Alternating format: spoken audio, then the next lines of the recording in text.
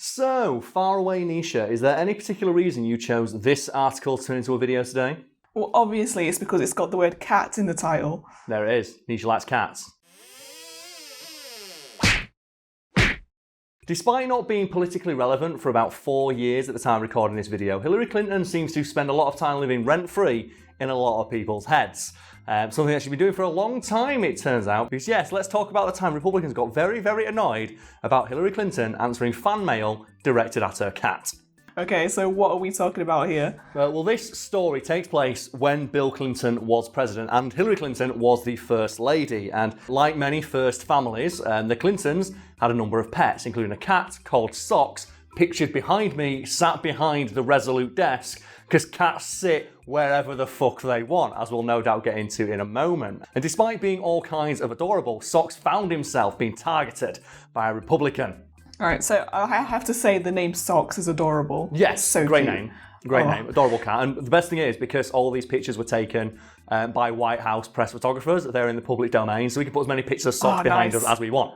We can even Photoshop them if we like, and we might do that later to make Socks more powerful, but well, we do need to talk about the Republican who had a hard-on for hating on Socks, and that was a member of the House Oversight Committee at the time called Dan Burton.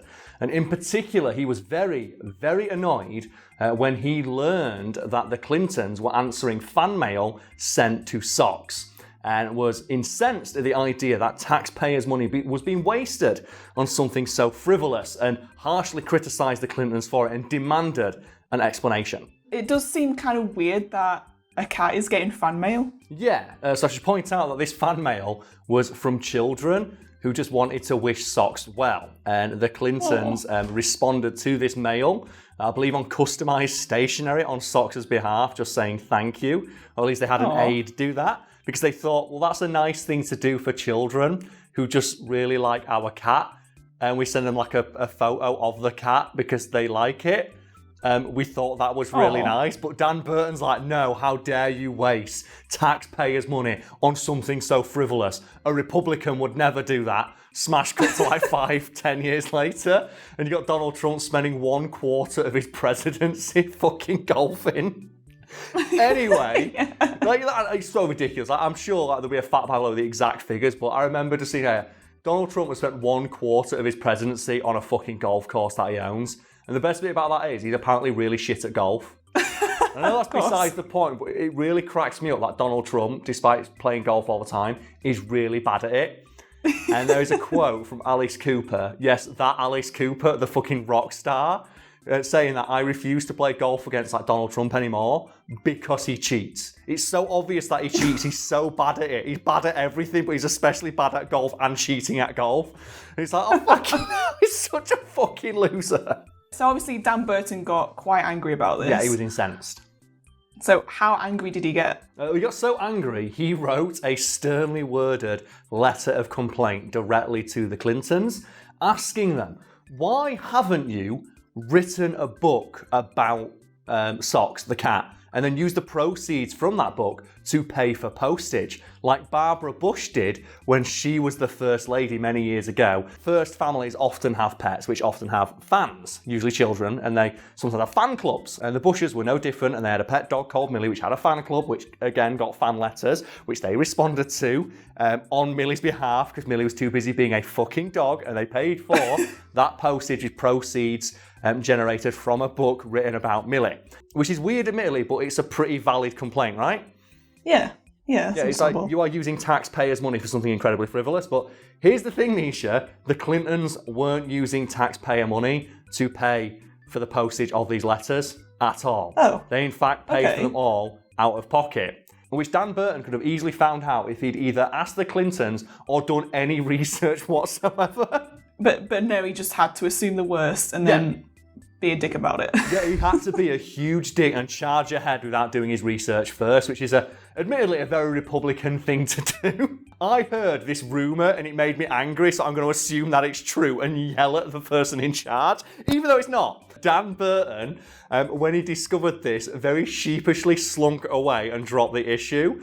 And when he was later grilled on this, because he did make a huge fucking fuss, like he was so angry about this, like he was going on talk shows, like conservative like media outlets fucking roasted the Clintons about this for weeks. It was a minor scandal in Washington, and it was completely unfounded. They were like, oh, so how do you respond to allegations you're using taxpayers' money to answer letters to a cat? We're not. Like, here is the proof. We don't know where this rumour come from. Dan Burton's a fucking moron. And when Burton was grilled, he's like, so where did you get your information? Why did you send this letter without doing any research? That's kind of a bad thing to do for someone like the House Oversight Committee. Do you not do any oversight on your oversight? And his response was, no, I actually didn't write that letter at all, even though I signed it. It was sent by an overzealous aide on my behalf, which just makes him sound more incompetent that his aides are able to send letters like that to the fucking president and the first lady, like accusing them of wasting taxpayers' money on his behalf without him knowing, when his job title was House Oversight Committee. And he can't even he doesn't even have oversight on his own fucking team. What I like about this story, though, is that after it broke, was completely debunked and Dan Burton was thoroughly embarrassed, the Clintons took his advice and did indeed write a book about socks, which featured a selection of the most adorable letters sent to the cat, presumably with the foreword, fuck Dan Burton. So that kind of guy is probably already yelling in the comments, and I don't really give a shit. Like, Donald Trump's a shit president, fuck you. I want to talk about this cat. As I mentioned, all pictures of socks are in the public domain. So they were taken by a White House photographer during their official duties, which means we could take this really nice, high-quality image of socks sat behind the Resolute desk right now. Nisha, what do you think President Cat would have on their desk? Because we have all that space on that desk to play with. So hopefully now the desk has been cleared by the magic of Photoshop, and we can put some knickknacks on there. So what do you think President Cat would have on their desk? Definitely a big bag of catnip. Isn't that like drugs for cats? Yeah. Wouldn't that be that'd be a scandal in the first term, that wouldn't it? President Cat found doing catnip in the Oval Office. Maybe have it hidden somewhere, under the chair or something. The hidden catnip. Okay, we've got the hidden catnip. I think you just have to have a mug. Just a mug with best present ever or something like that you can push off the desk. That's what you're doing. You could, hello, Mr. President Cat, here are your official documents. Just, great, thank you so much. What else does President Cat need? Do you know what they need? Do you know what? The big red button. Do you know the big red button that I always that you press and it blows a country up? They want that because you know the cat would press that randomly. Some sort of laser or something, because I know cats like to chase the lasers, like the little lasers you get on the ear. A laser pointer when he's bored. Okay. And then a goldfish bowl for snacks. So I think we're done with the desk now. Let's put a whiteboard behind President Cat. And what can go on that whiteboard, Nisha? What is President Cat's number one priority for today? I think nap time. Because all they do is fucking sleep. The best bit is, that's almost exactly like Donald Trump's fucking itinerary. Have you seen it? This is a real thing, folks at home.